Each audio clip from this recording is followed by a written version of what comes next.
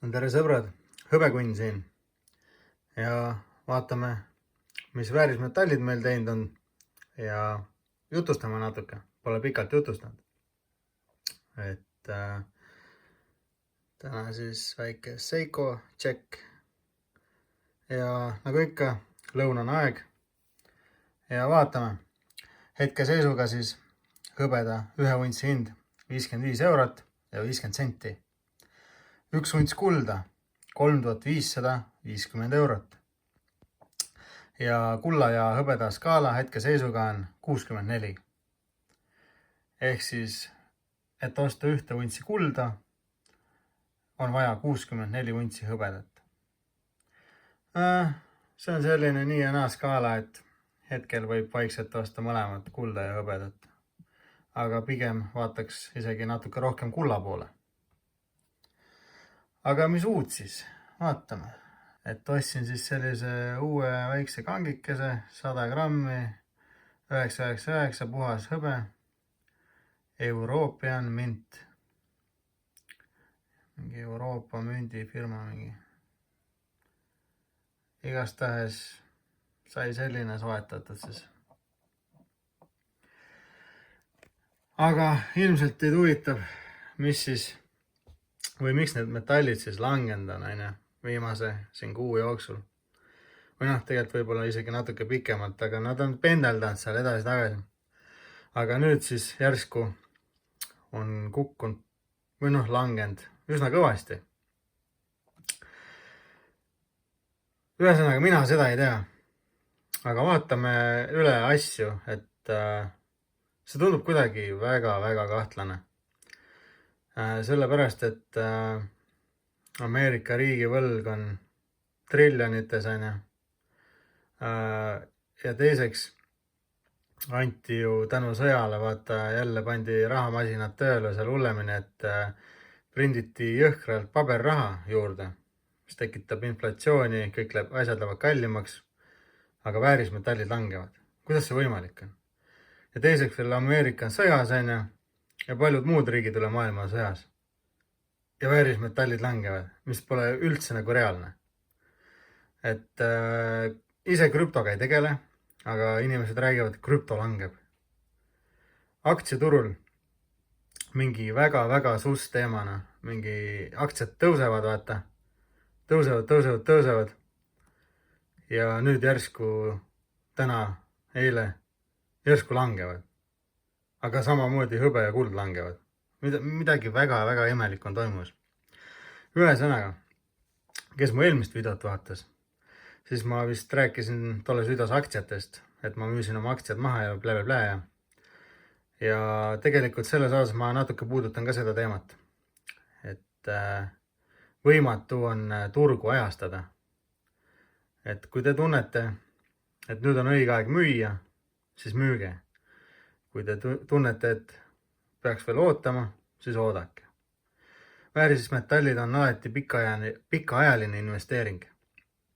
Et see ei ole, et eelmine kuu ostsin ja see kuu loodan mingi hull profiti võttes, et teinekord võib juhtuda ka vahel arva niimoodi. Aga pigem see ei ole selle jaoks, et ikkagi pikaajaline investeering on see. Aga mis aktsiatesse puutub, siis ma rääkisin, et mina sain seal päris suured kasumid et müüsin ühe aktsia seal 300 euroga. Ja ostsin ju sisse ennast 70 euro peale aktsia kohta, et 301 oli päris hea summa. Aga vaadake, me ei ole ju selgeltnägijad ja turgu ei saa ajastada mitte keegi. Keegi ei tea, kuna müüa, kuna osta. Oleks ma kuu aega veel oodanud, oleks ma ühe aktsia eest 450 eurot saanud. Et tegelikult kasumitest rääkida, siis päris suurest summast jäin ma ilma. Aga kui võtta teistpidi, siis ma ikkagi müüsin tipus jõhkra kasumiga, mis ma ise ostsin. Et vot sellised lood. Ei tasu nagu püüda ajastada nagu neid turge, sest ei tea mitte kunagi, mis juhtub. Ja ühesõnaga, kui mina müüsin 300-ga, siis siin mõned päevad tagasi oli vist käis AMD aktsia seal 450 peal isegi ära. Ja täna hommikul vaatasin nalja pärast, mis ta teeb. Juba seal 390, et kukkumas. ma nüüd ei tea, kas see on mingi väike kukkumine ja siis paneb ülespoole edasi oma pullituruga või siis nüüd kukub jõhkralt 100 eurosi allapoole. Et seda ma ei tea, aga naljakas on nagu vaadata, igastahes jah, nagu ma ütlesin, et ma tulin kasumitega välja, väga hea tunne oli. Aga samas, kui ta sealt edasi 100 eurosi tõuseb, vaata, siis oli ikka natuke jäi kripeldama, sest muidu ma teile siin ei räägiks seda. Ja sama on ka kulla ja hõbedaga. Et kui te ostitegi seal 120 euro peal sisse aasta alguses ja nüüd on 55 eurot, et te olete pool oma varast kaotanud, on. Tegelikult ei ole, nii kaua kui te ei müü seda, et ei ole midagi kaotanud. Sest väärismetallid ongi teie vara. See puupaljas paber, see ei ole ju mitte midagi tegelikult väärt. Ja tänapäeval see põhineb ju ainult usaldusel. Vanasti ju oli tagatud väärismetallidega paberraha. Aga see ju muudeti ammu kehtetuks ja nüüd on ju puhtalt usaldusel. Ehk siis paberraha on täiesti mõttetu, väärtusetu sitt, aga jah, seda on meil vaja, et igapäeva toiminguid teha, sest väärismetalle praegu nagu niimoodi ei arvestata. Aga mis toimub maailmas? Pangad ikka ostavad kulda kokku. Aga miks nad ostavad seda kokku, kui kõik on ju nii hästi? Noh, nemad ilmselgelt teavad, mis on tulemas, nagu ma olen teile ka korduvalt öelnud. Et meie peaksime alati vaatama, mida teevad suured pangad. Kui nemad krahmavad kokku kulda, siis ilmselt on midagi tulemas. Ja video alguses ju mainisin, kuidas kõik asjad saavad langeda, kui maailmas on 10 korda keerulisemad ajad, kui siin mingi 4-5 aastat tagasi olid. Aga nagu see ei ole üldse loogiline. Riik, kes nagu on maailma mingi reserv raha mõistes, siis USA dollarine. Ja siis riik on ise veel sõjas ja prindib tohutus kogustes raha juurde, olles ise mingi miljardeid võlgu. Ja siis väärismetallid langevad. See on jälle mingi räme manipulatsioon. Et mina arvan, et hoidke sõbrad, kui kannatab hoida.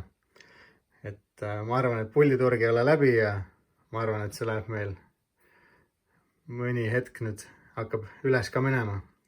Me ei tea kuna, aga mina arvan seda. Aga samas ka mina ju ainult spekuleerin, sest ennustada ei oska me keegi, mis saab. Küll aga jah, ta võib siin lühiajaliselt langeda, mis teeb muidugi minul tuju heaks, sest mina ju ei müü neid väärismetalle maha, vaid mina hoian. Ja see, kui hind langeb, see tähendab seda, et saab soodsalt juurde osta. Ehk siis see on minu plaan. Aga jah, et loodame, et saab huvitavat kraami juurde osta varsti, sest iga kord, kui metallid langevad, siis on ju soodustusega ost teie jaoks. Saate soodsamalt osta kui varem. Ja vaatame, mis skaalad mängivad. Kui skaala hakkab jõudma sinna kulla-hõbeda skaala sinna 50 kanti, siis on aeg hakata hõbedat kulla vastu vahetama ja osta ainult kulda. Ja kui peaks see skaala minema jälle sinna 80+, oi, ta võiks minna sinna 100 juurde. Oi, siis läheb ralliks, siis tuleb osta ainult hõbedat, nii kus jaksad. Aga jah, kes ei mõista, millest ma praegu räägin, siis vaadake, uurige mu vanemaid videosi. Leiate ehk mõnest ägedast videost kulla-hõbeda skaalast juttu ja siis saate aru, millest ma räägin. Et see on väga hea viis oma vara siis põhimõtteliselt tasuta suurendamiseks. Aga see selleks. Ühesõnaga, ärge laske pead norgu, sest meie jaoks head ajad on alles tulemas, aga inimesed ei mõista seda veel. Ühesõnaga, panen teile siia veel väikse klipi ka lõppu, kuidas ma selle klotseri valmistasin nüüd eile. Ja mis seal ikka? Olge tublid ja näeme juba järgmises videos. Like, subscribe ja rääkige kommentaarides kaasa. Siin oli Hõbekunn. Tšau! No tere kõigile, Hõbekunn siin. Valasin omale siis just sõrmuse ja selline ta välja tuli. Et nüüd on vaja hakata viimistlema. See sõrmus on siis prooviga 925. 92,5% hõbedat on siin sõrmuses. Et kõigepealt lõikame tagant selle jupi ära ja siis läheb lahti viimistlemine, viilimine ja möllamine, poleerimine ja nii edasi. Vaatame, mis me sellest teeme. No nii, nüüd on natuke siin viilitud. Mingi, ma ei tea, 10 minutit olen nokitsenud võib-olla.